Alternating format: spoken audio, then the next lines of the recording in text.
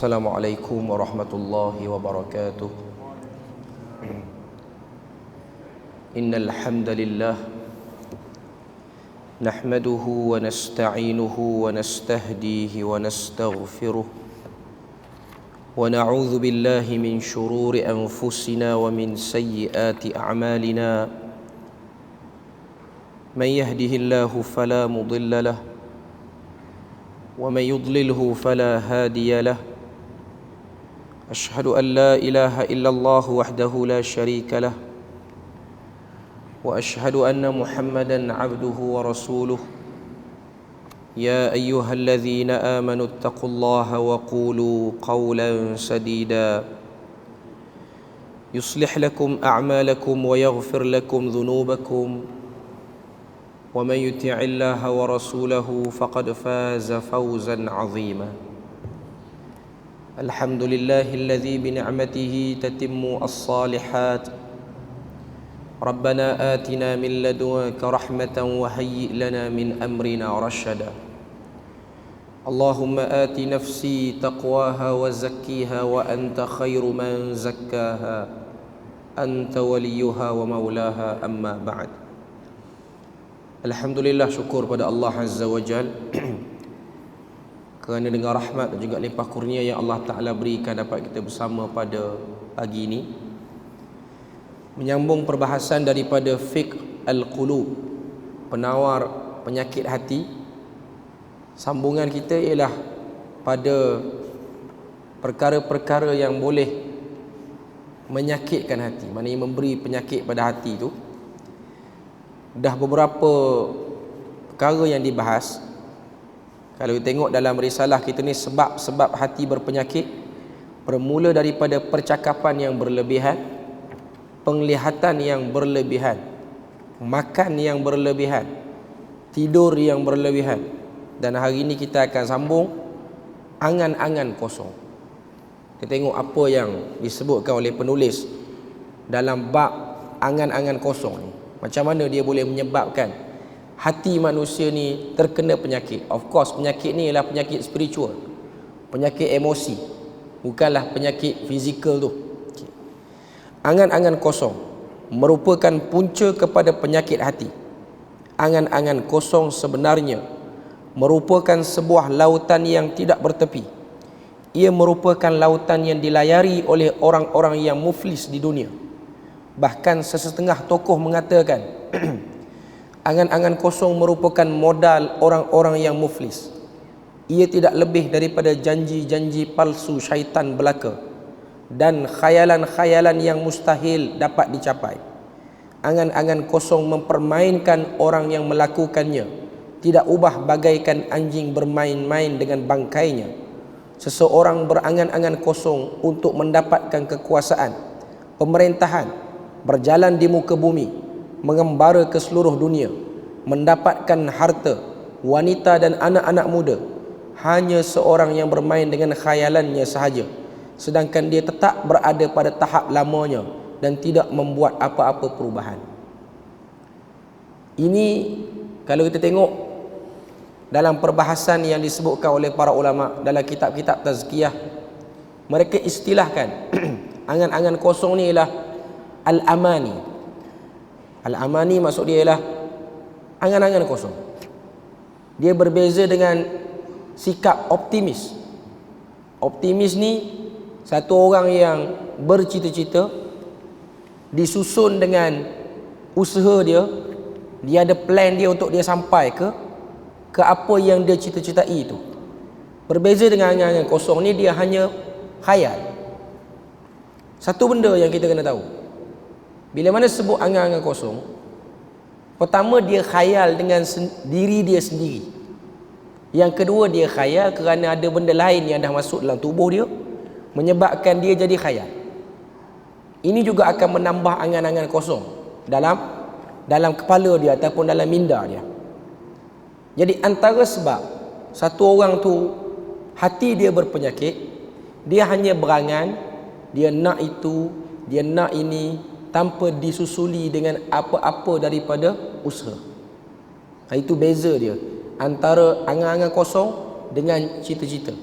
Al-amani dan juga al-fu'la ataupun disebut dengan optimis lah.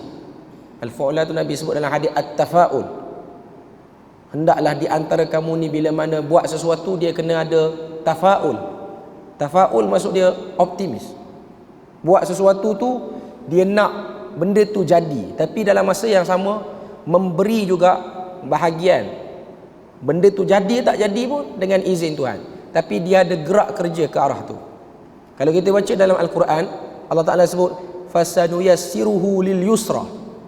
Ayat tu Allah Ta'ala sebut tentang sekumpulan manusia bila mana dia nak buat sesuatu, dia pilih sesuatu, kami mudahkan pilihan dia tu. Tapi kalau dia pilih ke jalan yang lain, ke jalan yang mencelakakan dia, maka dia pun akan ke arah kecelakaan. Sebab tu hidup di dunia ini di antara dua pilihan. Pilihan ingin ke arah kebaikan dan juga pilihan ingin ke arah keburukan.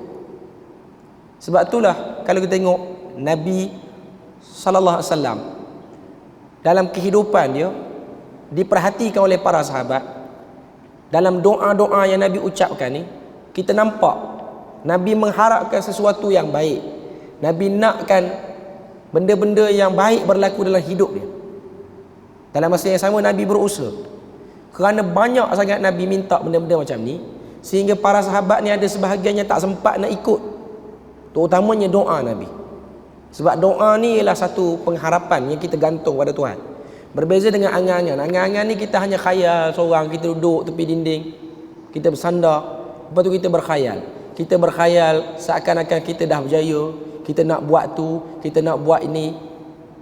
Ini ialah benda-benda yang buruk bila mana berlaku pada manusia. Tapi kalau diikuti dengan doa, dia minta pada Tuhan supaya diringankan tubuh badan dia ni untuk dia memenuhi cita-cita dia, itu ada kebaikan. Sebab tu dalam satu hadis yang diriwayatkan daripada Imam Tirmizi dalam kitab beliau Jami' Tirmizi, daripada sahabat bernama Abu Umamah Al-Bahili. Abu Umamah ni dia ada zaman silam dia yang tak berapa elok, dan kita bukan nak cerita tentang zaman silam sahabat tu. Cuma lepas pada dia masuk Islam, bukan dia saja, mana-mana sahabat pun, waktu dia orang masuk Islam, bila mana dia orang dah memeluk Islam, dia orang cuba untuk merubah diri dia orang sebanyak mungkin daripada kisah silam yang lampau ni. Salah seorang ialah Abu Umamah. Kita tahu Abu Umamah ni datang daripada kabilah yang pelik sikit daripada kabilah-kabilah lain. Abu Umamah Al-Bahili ialah satu orang sahabat Nabi yang datang daripada kabilah Bahilah. Kabilah Bahilah ni duduk di pinggir kota Mekah, dan kita tahu dia orang punya pengamalan agak brutal sikit. Bahilah ni dia orang buat apa? Dia orang sembah matahari.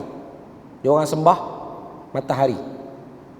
Dan dia orang ni ada satu pengamalan, dia semi cannibal. Dia tak cannibal, dia semi cannibal. Tuan-tuan tahu apa? Suka makan binatang dengan cara yang pelik sikit. Maknanya dia sembelih binatang, dia akan makan mentah-mentah, dia minum darah dia. Itu ialah upacara yang ada bagi kaum Bahilah.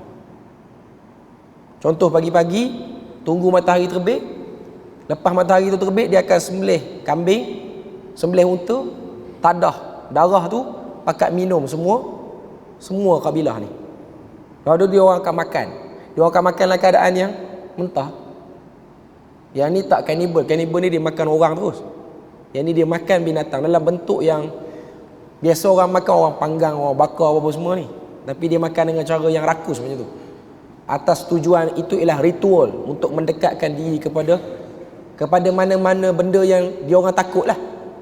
Sehinggalah datang berita, orang beritahu tentang di Mekah sekarang ada seorang Nabi, seorang pemuda yang mengaku dia Nabi. Pada waktu tu ketua kaum Bahilah telah menambah dalam upacara semayang pagi-pagi ni, mengutuk lelaki tersebut, iaitu Nabi Muhammad. Terdetik dalam hati Abu Umamah, kenapa kita kutuk dia dalam keadaan kita tak tahu dia ni siapa? Just dengar cerita pada orang terus kutuk.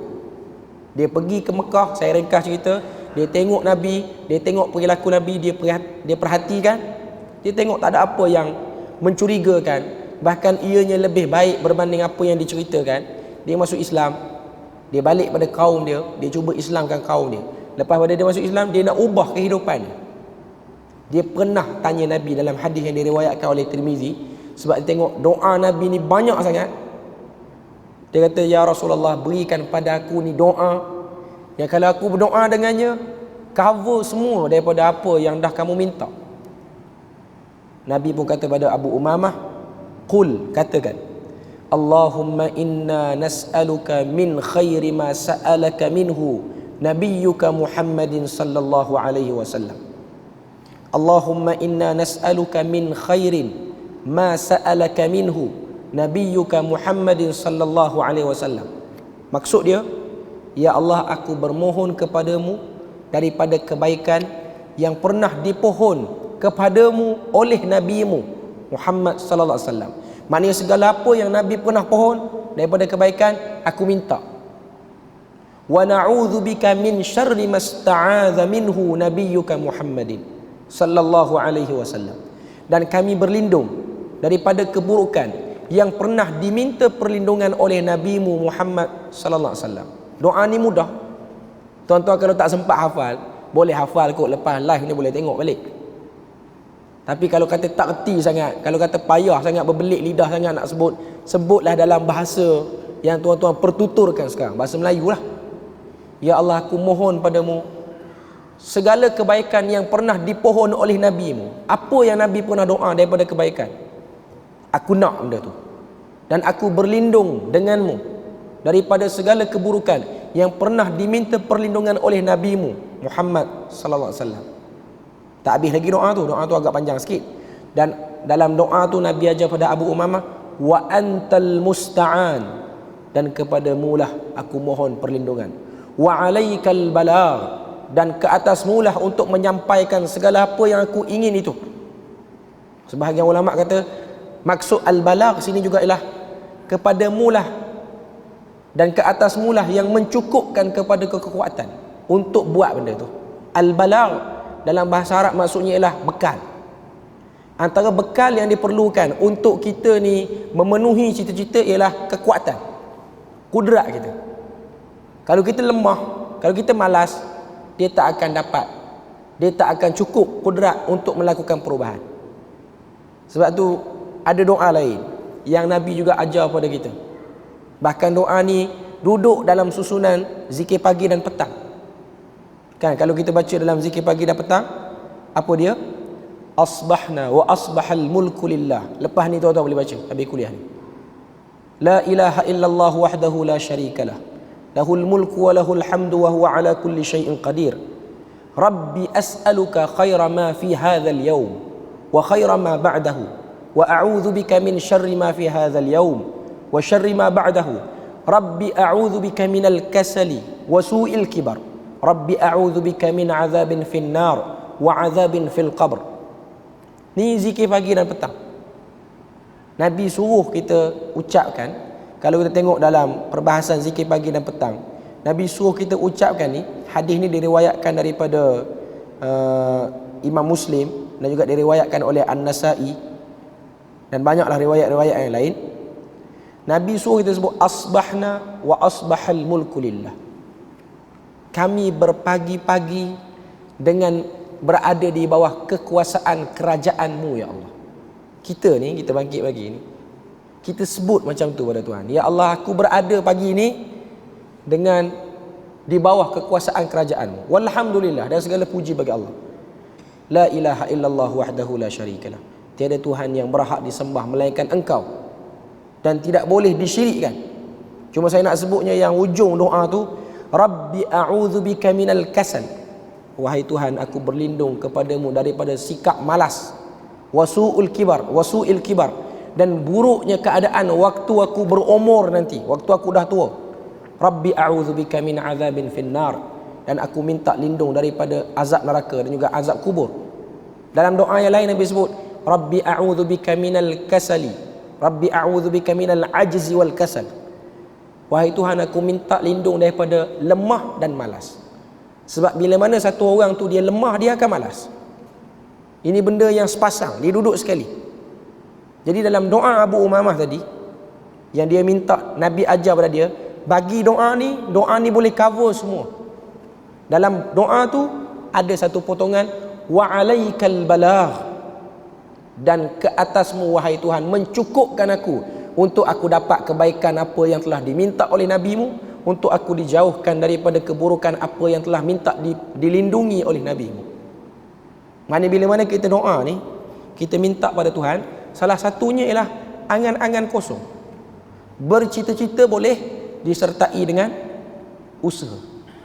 Bercita-cita sini bukan hanya bercita-cita duniawi, termasuk juga bercita-cita untuk menjadi orang yang paling berjaya di akhirat. Ada orang dia berangan je. Dia berangan dia orang alim, dia berangan dia orang soleh, dia berangan dia buat ibadah tu, tapi dia berangan je lah. Tak ada apa-apa yang dilakukan sebagai susulan daripada angan-angan itu. Angan-angan itu akan kekal sebagai angan-angan kosong semata-mata. Sebab tu benda ni kena hati-hati. Macam saya sebut di awal tadi, orang berangan kerana memang sikap dia tu lemah dan malas. Dia malas buat apa-apa, akhirnya dia berangan. Dia tengok orang berjaya, tapi dia hanya menyimpan angan-angan sahaja. Tiada apa-apa perubahan yang berlaku. Tiada apa-apa perkembangan yang dia buat pada diri dia. Itu yang pertama. Yang kedua, dia berangan kerana ada benda lain masuk dalam badan dia, jadi berangan, tak berhenti. Ini memang berlaku di dunia ni. Sebab tu dia berkait juga isu ni dengan apa yang dah disebut sebelum ni, makan berlebihan. Antara sebab satu orang ni dia boleh banyak berangan, dia banyak juga makan. Itu ada hubung kait dia. Dan juga dia makan benda yang ikut dan dia makan. Termasuklah makan benda yang syubhah ataupun makan benda yang haram. Mata saya ni pernah tengok ada sekelompok manusia di dunia ni, dia makan satu benda ni, dia akan duduk, dia berangan. Tapi bukan di negara ni. Benda tu di mana? Benda tu di Yaman, tuan-tuan. Tuan-tuan tengok di Yaman, tuan-tuan tengok dokumentari apa, antara habit buruk orang Yaman ni ialah mereka suka mengunyah sejenis daun. Daun ni akan menghasilkan dopamin yang over dalam otak dia. Lepas tu dia akan bersandar, dia akan khayal. Daun qat nama dia, tapi orang Arab panggil daun gat, tapi sebutan betul dia lah qat. Daun ni juga dikunyah oleh negara-negara tepi dia tu lah. Afrika pun ada, Sudan pun ada, duk balah daun ni. Daun ni ditanam secara besar-besaran di sana. Antara bandar yang paling besar menghasilkan ataupun ladang paling besar dia ialah Taiz di Yaman. Tuan-tuan pergi makan kedai-kedai nasi Arab kan, tuan-tuan tengok orang Yaman. Mungkin tuan-tuan tak boleh beza ni orang Yaman kau orang, tapi tuan-tuan tengok gigi dia lain macam. Itu kesan mengunyah daun over sangat. Gigi dia cantik lebih sikit pada orang biasa. Cuma nak katanya itu kesan. Para ulama di Yaman telah mengeluarkan fatwa antara sebab kemunduran bangsa Yaman ini, Arab Yaman ni, kerana banyak kunyah benda ni, diharamkan. Tapi benda tu dah legal, tak boleh dihalang. Tuan-tuan pergi di Yaman, hatta sekarang ni pun, tak semua tempat boleh masuk. Hatta sekarang, semua orang mengunyah daun itu, daripada generasi paling kecil sampai generasi yang paling besar, daripada orang tak ada jawatan sampai orang yang ada jawatan, termasuklah orang-orang yang jaga keselamatan negara pun, yang jaga border antara Saudi dengan Yaman, duduk dalam kereta peronda, duduk kunyah daun tu. Perjalanan nak pergi buat umrah, bersepah daun tu dalam bas. Ini benda normal. Majlis kahwin dijamu dengan benda tu. Kesan dia apa? Dia akan duduk, dia berkhayal. Dia tak buat apa-apa. 6 jam, 7 jam sehari.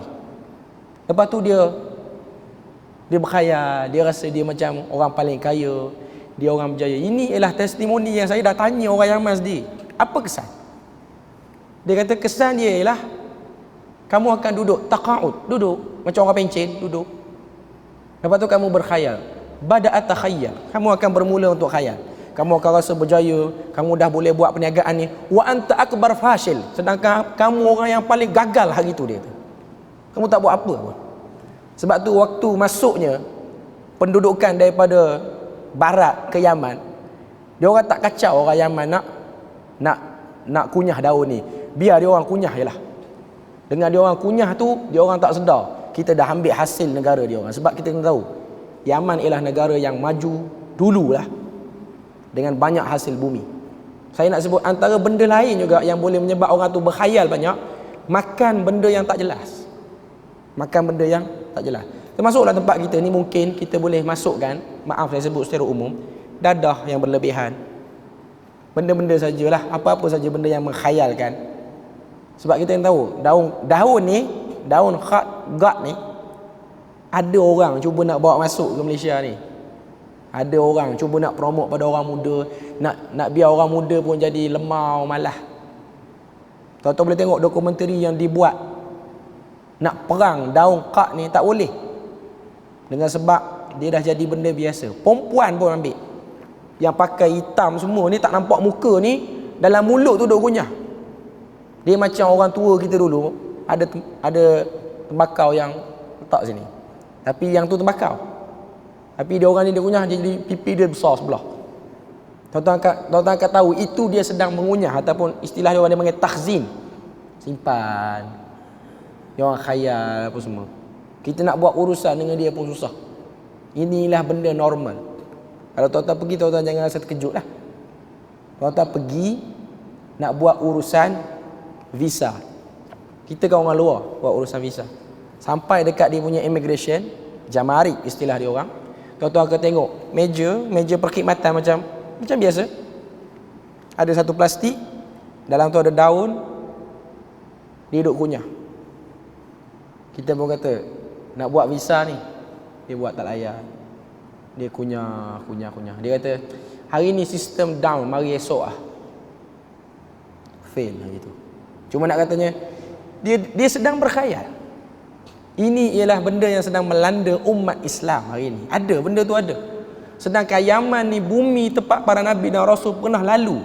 Dan dalam hadis Nabi sebut tentang kelebihan orang Yaman. Tapi kenapa jadi macam tu? Salah guna.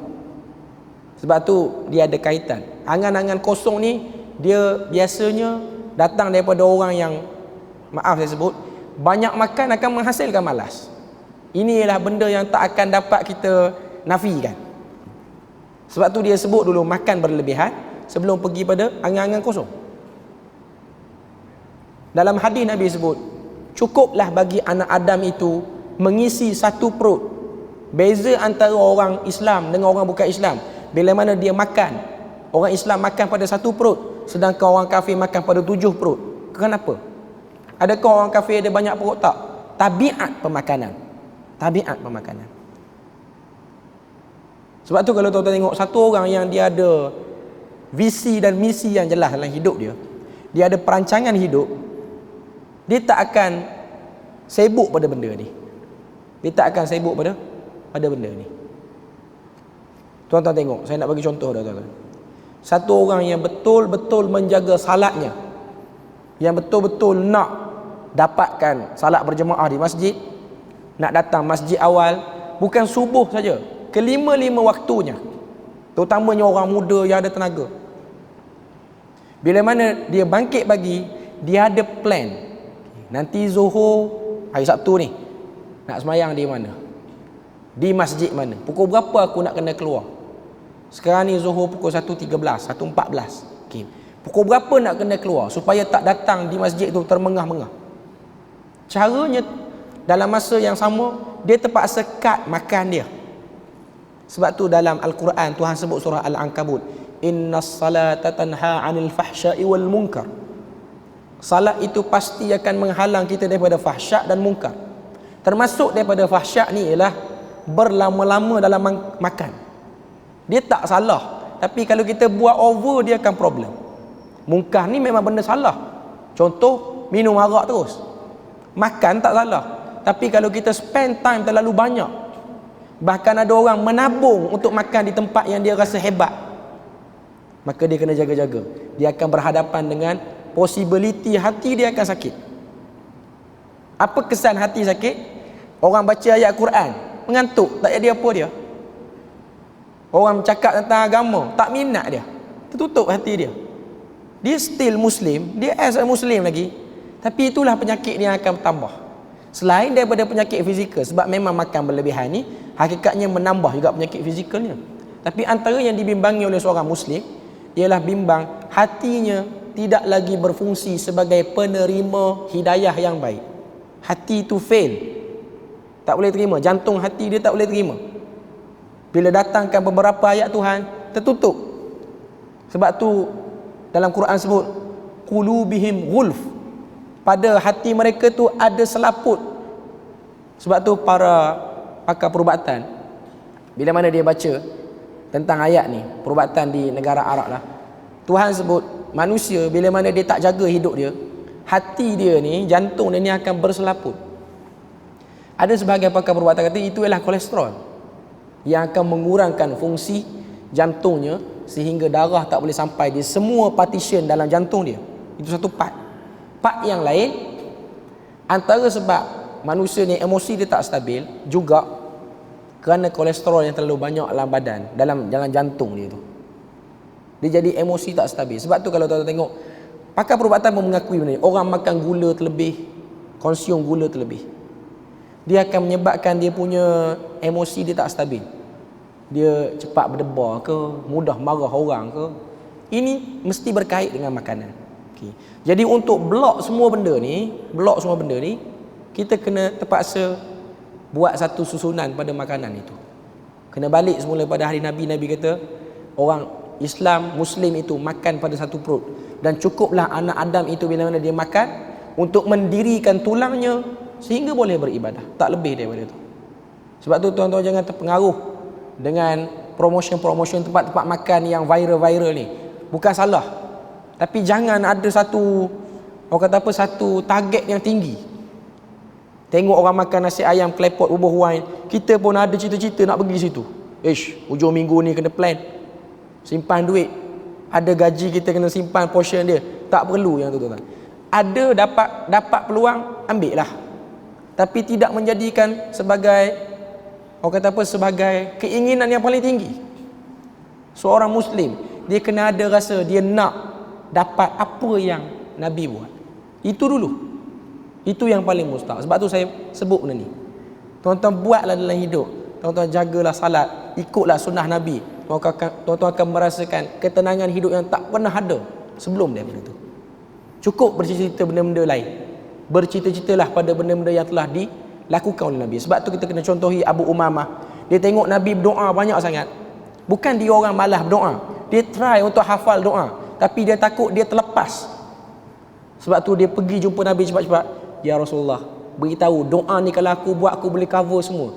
Bukan dia malas, bukan dia padan dengan doa ni, lepas tu doa lain dia tak buat. Dia buat, tapi dia takut dia terlepas, dia tambah lagi.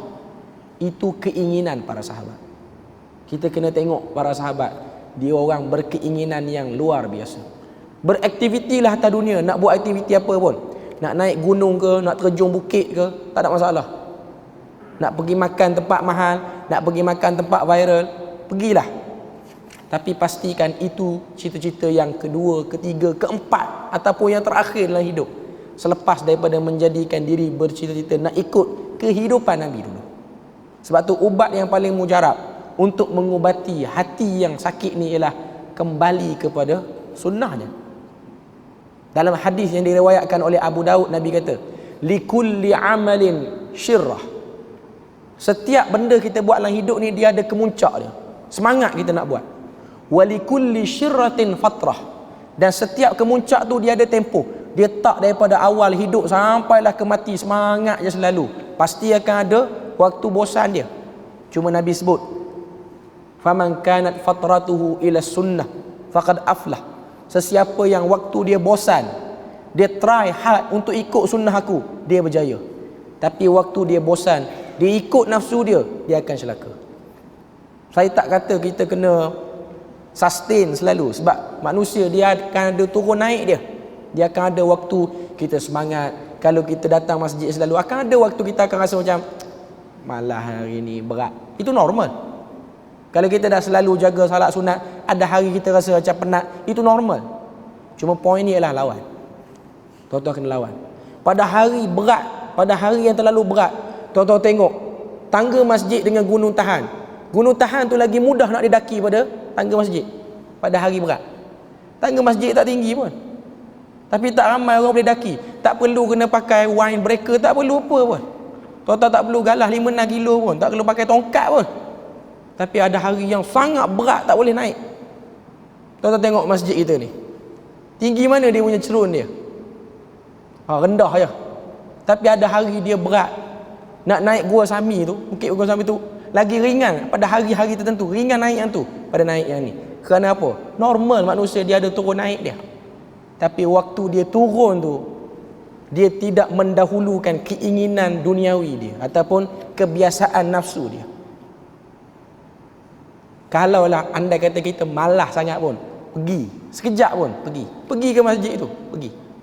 Sebab manusia dengan kebaikan ni dia kena latih. Memang kebaikan ni dia bersifat sangat kuat pertembungan dengan nafsu kita. Cara dia tak ada cara lain, mesti dengan latihan. Bagaimana tuan-tuan tengok, ada orang dia pergi gym, dia nak dapatkan tubuh badan yang bentuk yang elok, dia kena lawan dengan kawan-kawan dia yang suka ajak ngopi apa semua. Saya tahu sebab saya ada kawan-kawan yang suka pergi gym ni.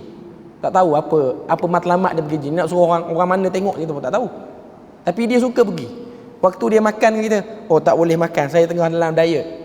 Kita duk balas ayam golek, dia tak boleh. Dia makan brokoli, rebus dia. Hati dia nak, tapi dia sanggup tahan. Kerana apa? Takut six pack dia tak keluar. Dia tahan buat yang tu. Itu duniawi. Tak salah, saya tak kata benda tu salah. Tapi dalam bab akhirat, itu lebih lagi sepatutnya keinginan.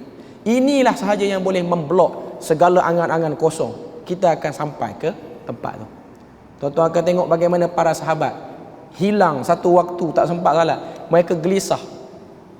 Ada orang seminggu kerja full pack kerja dia, tak boleh celah pergi gym walau sehari pun.